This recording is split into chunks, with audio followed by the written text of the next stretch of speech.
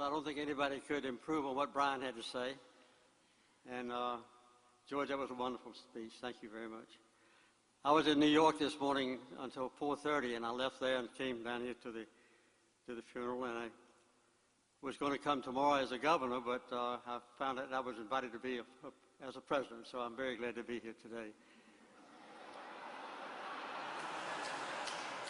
I've been friends of Zell Miller off and on for 55 years. He and I were both elected to the Georgia Senate in 1962, and we convened there in 1963. Zell had served a term before I did, so he was an expert on state government, on the legislature and on the governor's race, and also he was very helpful to me and to all the other new senators who were there to serve with him. Zell was, I think, as has been said already, an educator. He loved Young Harris College, where his mother and father had both taught, and Zell was there for many, many years. I've just finishing up my 36th year teaching at Emory University, and he and I had a lot in common. Zell was very outspoken, as you know. I don't think anybody else would have thought about speaking as a keynote speaker at 2 different conventions.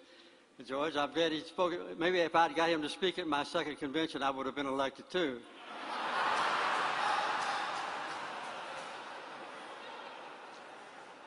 But I remember both of Zell's speeches. I never will forget them, as a matter of fact, and I'm sure that George and Bill will not forget them either. Well, he was an outspoken Marine, and he loved his country, and he loved his state. I would say that Zell, more than any other governor who's ever served in the United States of America, has done more for young people's education. With the Hope Scholarships,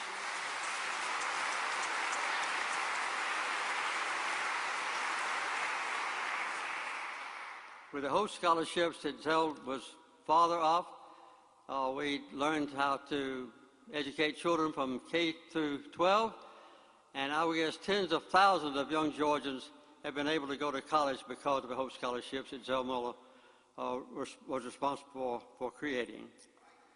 When I ran for president, Zell and Shirley both joined in my campaign.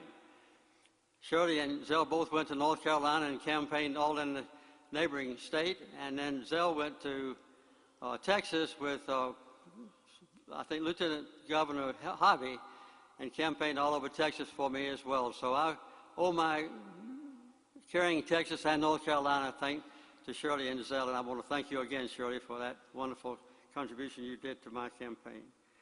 Well, we have a lot in common still. Zell and I, although we started out my political career together, we wound up together as well. The last few years, months, Zell and I have both served as trustees of Mercer University, and whenever we could, we always found a way to sit together. So I agree with what has been said already, that one of the most wonderful public servants we've ever seen in Georgia, and a good friend of mine, for whom I'm deeply indebted, is Zell Miller. So God bless all of you, and God bless Zell Miller's history, and I'm sure that his history will grow in Georgia. Thank you very much.